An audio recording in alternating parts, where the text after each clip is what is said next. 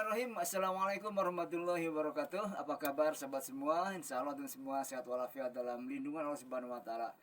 Sahabat-sahabat sekalian, saya bersama Ustaz Falian dan juga tentunya saya Kang Dea.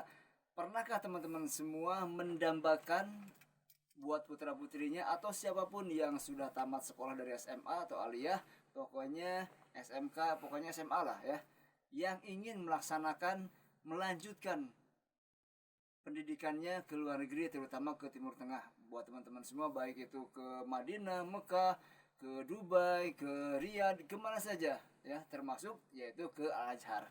Namun hari ini tentu suatu kebahagiaan buat saya pribadi dan tentunya buat teman-teman semua. Semoga ini menjadi sebuah informasi yang ditunggu-tunggu, bahkan dicari-cari gitu kan, yaitu buat saudaranya, teman-temannya, putra-putrinya yang ingin melanjutkan khusus ke Al-Azhar Mesir.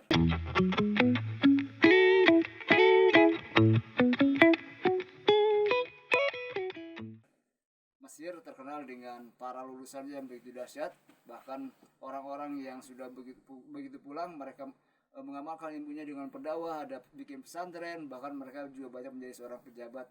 Dan mudah-mudahan harapannya adalah ketika mereka nanti menduduki sebuah jabatan, menjadi pejabat yang tentunya agama sebagai pegangannya. Hari ini saya langsung bertemu dengan Ustadz Felian namanya, LCMA. Udah jelas berarti kan beliau lulusan dari Kairo, Mesir, Al-Azhar, dan S2-nya namanya beliau dari Sudan. Bagaimana beliau bisa mendapatkan perjalanan pendidikannya, mendapatkan beasiswa S1 dan S2-nya di luar negeri. Tentunya ini adalah informasi yang begitu dahsyat. Dan satu lagi yang tak kalah pentingnya adalah beliau sampai sekarang membuka sebuah pesantren khusus buat teman-teman semua yang ingin berangkat ke sana, walaupun mungkin bahasa Arabnya belum bagus ya, hafal Al-Qur'annya juga belum banyak, tapi insya Allah dengan masuk pesantren ini selama 2 tahun maksimal, insya Allah itu teman-teman sudah siap untuk berangkat ke Al-Azhar khususnya, baik itu ke Al-Azhar khususnya atau juga mungkin nanti pengen ke yang lain Timur Tengah, insya Allah bisa. Langsung saja kita kenalan dan juga mendengarkan informasinya. Assalamualaikum Ustaz. Waalaikumsalam. Masya Allah. Sehat saja. Alhamdulillah, jazakumullah khairan. Masya Allah. Alhamdulillah, ini udah lama saya tuh pengen memberikan informasi buat sahabat-sahabat sekalian gitu kan, informasi yang ini sangat penting dan mungkin sementara ini saya sendiri baru tahu gitu kan, bahwa ternyata ada gitu kan yang mau peduli untuk generasi berikutnya yang mau belajar agama dan difasilitasi dengan sebuah pesantren yang khusus untuk persiapan berangkat ke Al-Azhar atau Timur Tengah. Mangga langsung saja informasikan. Mereka udah nggak sabar menunggu nih. Masya Allah. Assalamualaikum warahmatullahi wabarakatuh. Waalaikumsalam warahmatullahi wabarakatuh. Hamdan wa syukurillah ma ba'd. Seperti ini ya Kang Haji. Maksudnya saya suka menyebutkan Kang Haji itu sapaan dekat saya kepada Kang Haji deh ya. Haji ya. Ya alhamdulillah. Berawal dari sebuah pengalaman. Di tahun 2007 saya mengikuti yang namanya program beasiswa, mengikuti beasiswa yang ada di Safarah, bahwasannya Safarah itu kedutaan Mesir, yang 25.000 peserta yang mengikuti dari Sabang sampai Merauke, dari Depa, kemudian dari kedutaan, kemudian yang diterima hanya sekitar 99 kan? 99 orang. Asmaul Husna ya. Iya, Masya Allah. Dari 25.000. Dari 25.000 waktu itu yang tercatatnya, Masya Allah. Tapi alhamdulillahnya itu artinya kalau zaman dulu mungkin informasi itu tidak segencar sekarang. Karena kenapa? Karena waktu dulu artinya internet pun kita yang tahu cuma hanya sebatas, kalau internet zaman saya itu ada Friendster, kemudian terbatas ya. Iya, terbatas lah yang lainnya. Tapi ketika zaman sekarang artinya saya merasakan suatu yang namanya pengalaman ini gimana kalau di-share kepada orang-orang lain. Termasuk kalau misalkan ternyata giroh atau semangat orang-orang yang ingin belajar ke Timur Tengah itu begitu dahsyat ya. Salah satunya adalah adik-adik kelas saya seperti apapun, setidaknya memfasilitasi. Nah, yang awalnya memfasilitasi banyak orang yang berbayar dan yang lainnya, tapi pada hakikatnya saya sama teman-teman dan komunitas berusaha dengan komunitas yang diartikan dengan bahwasannya kita nggak mengatasnamakan komunitas satu komunitas, tapi beberapa komunitas yang lain. Yang penting bergerak lah, berjamaah. Bagaimana bisa memfasilitasi anak-anak yatim, piatu serta duafa, yang mana mereka punya keinginan yang benar-benar ingin berangkat cita-citanya ke luar negeri, yang kuat ya. ya terutama ke Timur Tengah, yang mana saya aksesnya adalah lebih kepada ke Mesir ya, karena Ya. saya lulusan Al Azhar juga. Alumni Iya, ya. dari sana barulah kita alumni pun menghimpun suatu himpunan, sehingga bagaimana caranya biar persiapan mereka matang datang ke Al Azhar Mesir awalnya. Karena yang saya rasakan berdasarkan ya, pengalaman ya. pengalaman ketika dulu adalah kemampuan bahasa Arab saya juga pas-pasan. Nah, itulah yang menjadi bahwasannya bagaimana nih ketika kita datang ke sana kita sudah settle, sudah siap segala macam. Siap tempur lah. Iya, karena banyak orang yang datang ke sana bahasa Arabnya kurang, akhirnya terbengkalai di sananya, bisa mencapai 4 tahun, 5 tahun, bahkan ibaratkan bisa mencapai, ada teman-teman saya yang sampai misalkan sampai 10 tahun kuliah itu ya. Kan kalau di Indonesia 8 dia betah ya. Iya. Kalau di Indonesia kan sampai 14 semester ya, 7 tahun. Ini sampai 10 tahun bahkan 15 tahun. Karena sistem yang ada waktu zaman saya dulu adalah tidak pakai sistem artinya semester mengulang lagi, bukan seperti itu, tapi pakai sistem nggak naik kelas. Gitu. Begitu nggak lulus dia nggak naik kelas. Iya, nggak bisa nyusul nanti. Iya, artinya apa yang kurang gitu nggak bisa ya. Ngulang lagi kelasnya. Kalau misalkan kita di semester anggap semester 4 nggak lulus, ya sudah semester 4-nya itu. Artinya nggak bisa naik, kemudian kita bawa semester yang lain atau mata kuliah yang enggak. Kan kayak gitu. Makanya itu yang membuat saya membuat suatu pelatihan terlebih dahulu. Kenapa 2 tahun? Karena 2 tahun ini dikhususkan bagi orang-orang yang benar-benar awam tentang bahasa Arab. Kita mengenalkan dengan namanya metode-metode yang sudah banyak sekarang, bagaimana cara cepat bisa berbahasa Arab. Kemudian barulah di tahun selanjutnya adalah pemantapan tentang mata kuliah yang ada di Timur Tengah. Iya. Ustaz, kan dengar nih katanya kalau ke Timur Tengah itu baik itu ke Mekah, Madinah dan juga Al Azhar tentunya katanya harus punya minimal hafalan Al-Qur'an, Ustaz. Iya. Bagaimana pengalamannya? Kira-kira minimal berapa nih? Kalau dulu ibaratkan zaman saya itu minimal 3 juz. 3 juz ya? 3 juz, mungkin ya. Mungkin. Dari juz 1 sampai juz 3. Iya. Ya. Kalau juz amma itu anggap di sana itu adalah seperti orang-orang yang baru tamat SD lah. Oh, pemanasan lah. Iya. Artinya dari sana. Itu kayak baca Al-Fatihah. Iya. Kalau ingin yang ke Timur Tengah rata-rata di testingnya dari juz 1. Juz 1. Juz 1, juz 2, juz 3. Nah, itulah. Nah, nanti kalau misalkan sudah lulus, insya Allah bukan hanya hafalan saja, ternyata pemahaman bahasa Arab. Yang penting adalah bahasa Arab. Iya. Bahasa Arab ya. Karena banyak teman-teman pun yang artinya yang hafal Al-Qur'an ternyata mereka tidak lulus. Oh. Kenapa tidak lulus? Karena mereka pun hanya mengandalkan Al-Qur'annya saja. Sedangkan pemahaman bahasa Arab justru yang lebih penting. Karena mata kuliahnya adalah dengan berbahasa Arab. Setiap hari ya bahasa Arab. Iya, bahasa Arab setiap hari. Penyampaiannya juga bahasa Arab langsung. Iya, kalau bahasa kuliah ya kalau bahasa kita adalah bahasa EYD lah, bahasa yang disempurnakan. Walaupun ada yang tidak paham, belum paham, wayah gitu. Iya, kayak gitu. Artinya toeng kayak gitu ya, tanda tanya seperti itu. Makanya itulah yang menjadikan kita ada pesantren yang mengkhususkan persiapan untuk belajar ke Timur Tengah. Setidaknya dia memahami teks-teks atau mata kuliah yang akan dipelajari. Oke. Ustaz, ini kan rencananya nih kan rencananya nggak free gitu ya. Iya. Gratis lah gitu kan ya. Nah, ini kan tadi juga dikhususkan bagi mereka yang yatim piatu, duafa. Pokoknya mungkin dari segi materi kurang mampu ya, ujiannya seperti itu. Kita bisa memfasilitasinya. Tapi ternyata Ustaz, ada gitu kan, mereka mampu, tapi ternyata dia nggak ada lembaga yang mau menampung beliau untuk ikut pendidikan selama 2 tahun ini. Gimana itu gimana? Sebenarnya kalau kita memakai sistem subsidi silang. Nah, subsidi silang di sini adalah kan di antara kita adalah kebanyakan adalah yatim piatu dan duafa. Bagi orang yang mampu setidaknya mereka berbayar, tapi berbayarnya itu dialokasikan untuk mensubsidi orang-orang yang tidak mampu itu. Sehingga pendidikan kita ini jadi mereka ikut pendidikan, ikut juga berwakaf dan ikut juga bersedekah dan berinfak. Ini kan kalau misalkan nanti itu free ya tanpa berbayar. Nah, ini nih dananya dari siapa nih? Apakah langsung dari Azhar? Dari komunitas atau dari siapa gitu, gimana tadi? Nah, yang kita upayakan adalah teman-teman mengikuti testing yang secara resmi. Artinya resmi itu adalah beasiswa langsung dari Al Azhar melalui Departemen Agama kita. Yeah. Nah, kalaupun tidak, setidaknya kita akan share kepada komunitas-komunitas, kepada para donatur-donatur yang setidaknya mereka peduli nggak terhadap pendidikan. Karena ibaratkan bangsa kita ini akan diteruskan oleh para penerus-penerus kita. Generasi berikutnya Iya, ya. dari sana meskipun mereka bukan dibiayai oleh negara, tetapi dibiayai oleh komunitas, tetap kehitungnya adalah itu adalah beasiswa. Beasiswa juga ya. Iya. Nah, jadi ini kesempatan juga ya Iya, buat kesempatan teman-teman semua yang ingin punya tabungan, ingin menabung atau ingin membangun sebuah istana di surga nanti. Salah satunya adalah berinvestasi dengan cara yang cerdas di waktu yang sangat terbatas ini, yaitu dengan membiayai teman-teman, adik-adik kita, putra-putri kita, saudara kita, siapapun mereka generasi Qurani yang ingin belajar betul-betul gitu kan, tapi secara materi mereka sedang diuji. Ini kesempatan buat teman-teman semua. Saat nih pelajaran di sana tuh sebenarnya berapa macam pelajaran nih? Masya Allah. Khusus Bocoran lah. kalau saya dulu ya, Kang Haji, dulu itu adalah 1 tahun saya, berarti 2 semester saya. Di tahun pertama saja, di semester 1 itu sekitar 6 mata kuliah. 6 mata 6 mata kuliah, dan rata-rata buku diktat kuliahnya itu di atas 200 halaman, pakai bahasa Masya Arab. Allah. Bahasa Arab juga ya. Gundul lagi. Bahasa Arab gundul, Mohak. cepak atau mohak. Artinya yang sin-nya itu tidak ada rege-regenya juga. Artinya Nanti bingung ini iya, sin, apa nggak ada sin titiknya? atau Iya. sa gitu ya. Iya. Artinya dari sana. Itu di semester pertama 6 mata kuliah. Kemudian di semester kedua biasanya lebih banyak, di 12 atau 14 mata kuliah.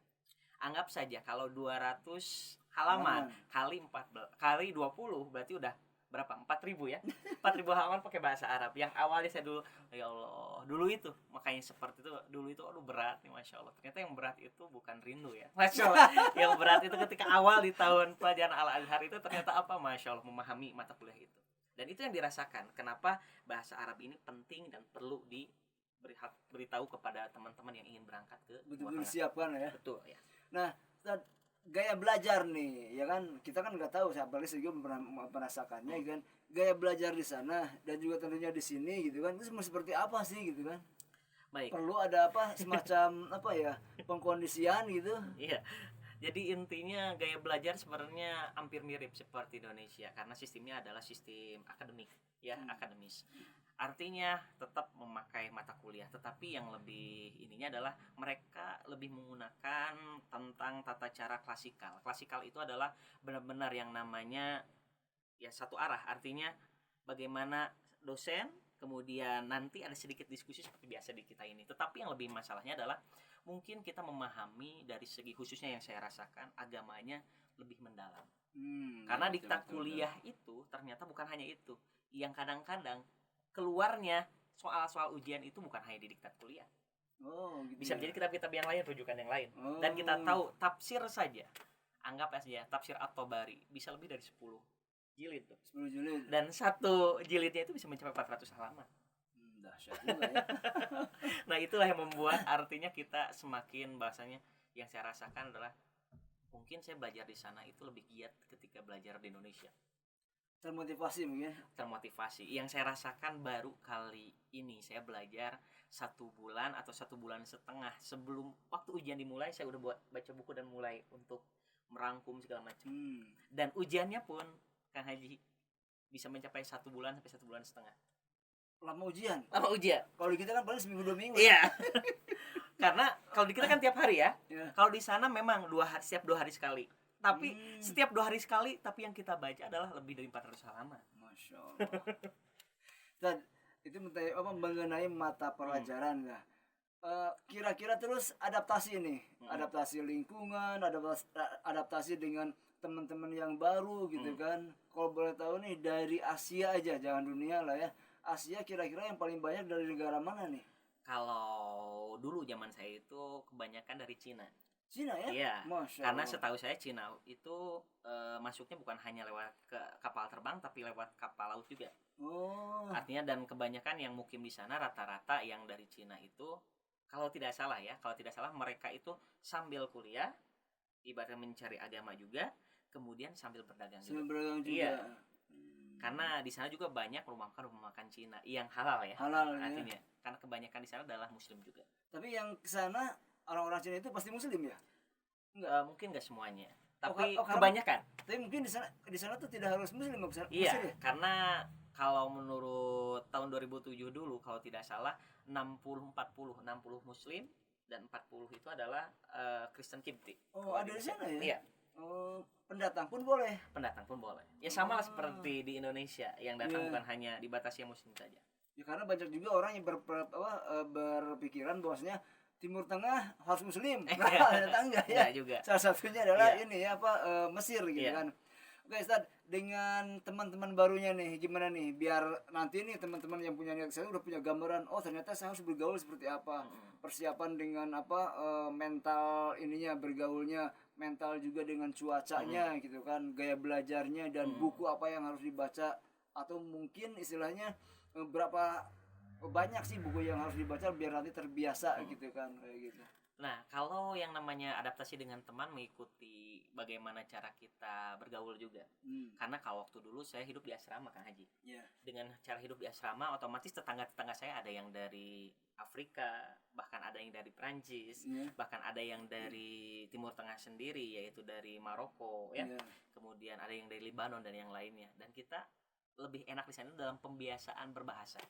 Oh, Jadi kalau iya, di iya, asrama iya. itu enaknya kita menggunakan bahasa ya selain cara ini tahadats bil lughatil arabiyyah kul yaum insyaallah. Iya, iya. Kayak ngomong biasa aja Biasa jadi aja. iya kita berbisa bahasa Arab. Tapi memang ada sebagian kalau khususnya yang ada di Mesir itu mereka lebih senang hidup karena satu flat sama teman-teman yang satu angkatan lagi atau satu negara lagi, jadi mereka jarang mengucapkan bahasa Arab atau yang lainnya, jadi kebiasaan mereka agak kurang.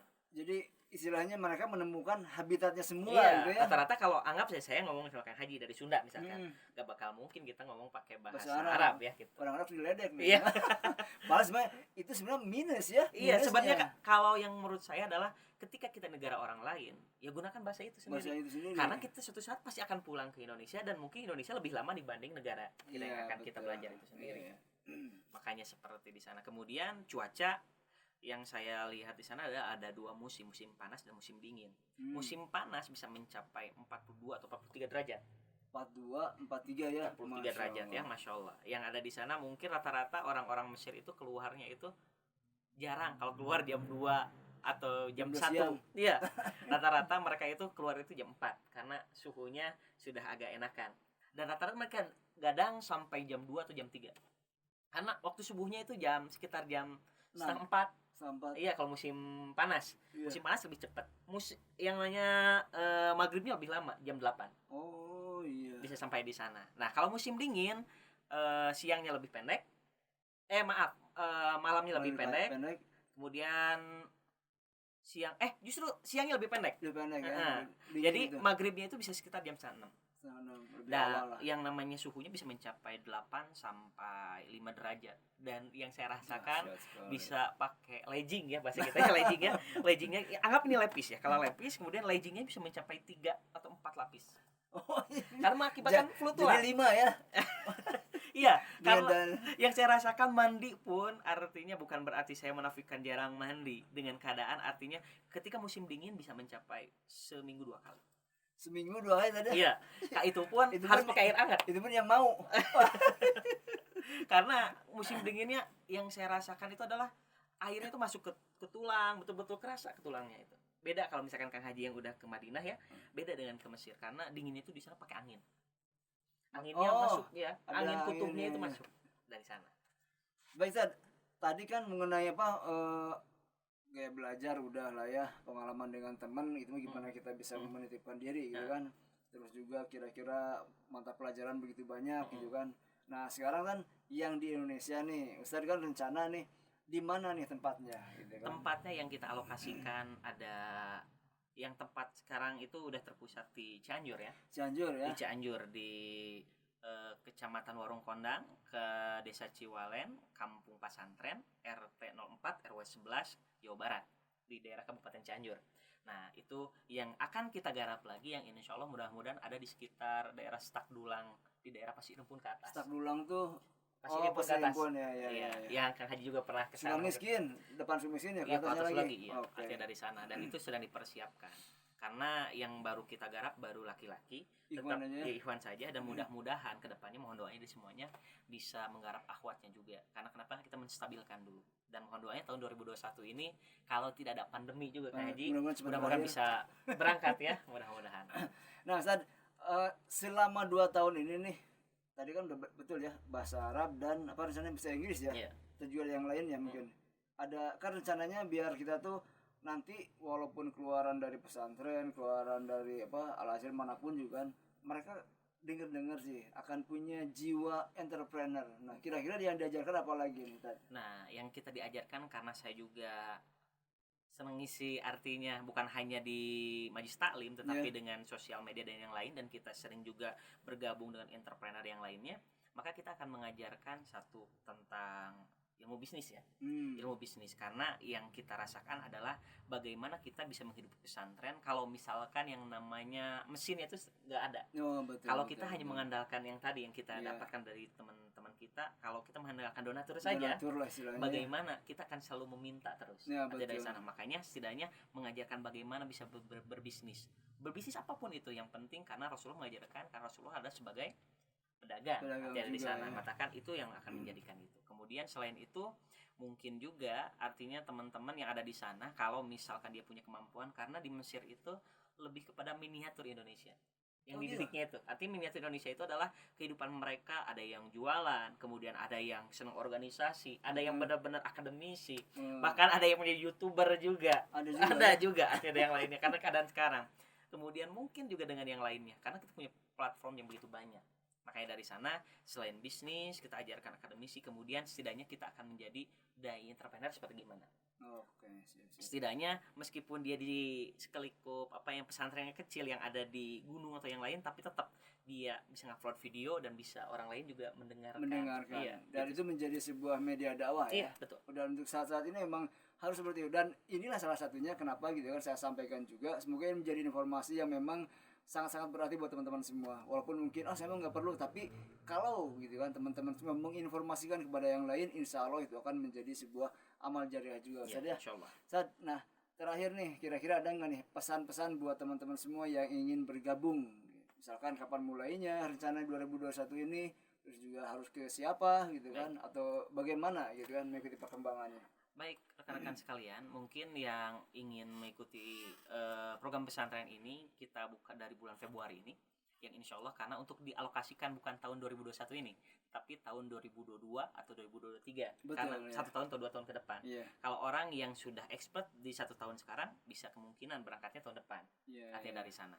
Kemudian bagaimana bisa menghubungi, bisa dilihat nanti di kalau di Instagram boleh di @studi bersama ya, ataukah di Instagram saya pribadi di @ust.felian. Yang insyaallah nanti bisa katanya komunitas apa? Ada komunitas Pelvo Channel juga ada. Artinya dari sana ada Pelvo Channel, kemudian bisa juga dibergerak dan yang lainnya. Insyaallah akan kita cantumkan nanti di bawah ini semuanya. Ya, insyaallah. Telepon tab nih sebelum telepon aja. Kalau teleponnya? Telepon nanti ada di sini. Kita nanti aja ada di sini. Baik teman-teman sekalian, itulah sebuah informasi yang semoga bermanfaat buat teman-teman semua, terutama yang memang sudah punya niat, keinginan untuk melanjutkan pendidikannya yaitu ke Timur Tengah, khususnya ke Al-Azhar di Mesir. Dan tentunya semoga informasi ini menjadikan sebuah ikhtiar kita, bahwasanya ketika ada orang yang mencari informasi, maka inilah sebuah informasi yang bisa diandalkan. Insya Allah teman-teman pun boleh nanti bisa konsultasi. Insya Allah kita akan tulis nomor teleponnya, harus menghubungi siapa, karena ya kadang-kadang sudah ada yang malu ya, gimana dong saya pengen konsultasi dulu, silakan saja. 24 jam insya Allah 24 jam karena Allah pun 24 jam. Masya Allah. Terus ya, Masya Allah. Mudah-mudahan sekali lagi kami ucapkan jazakumullah khairan pada Ustaz Felian, semoga berkah, dan tentunya kami tunggu kedatangan antum semua sebagai generasi Qurani yang insya Allah nantinya yang akan memimpin negeri ini. Terima kasih. Assalamualaikum warahmatullahi wabarakatuh. Waalaikumsalam warahmatullahi wabarakatuh. Jangan lupa bagi teman-teman Study Bersama untuk like, comment, share, dan subscribe channel ini, sehingga channel ini menjadi channel yang bermanfaat untuk kita semuanya.